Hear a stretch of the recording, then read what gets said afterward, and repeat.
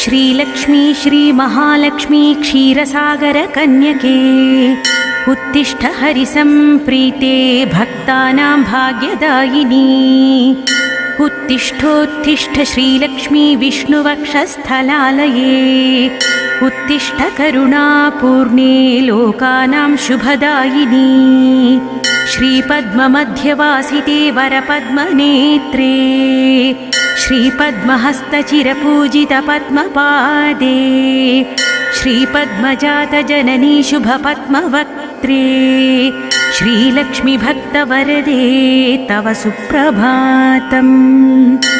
जाम्बूनदाभसमकान्तिविराजमाने तेजोस्वरूपिणि सुवर्णविभूषिताङ्गी सौवर्णवस्त्रपरिवेष्टितदिव्यदेहे श्रीलक्ष्मीभक्तवरदे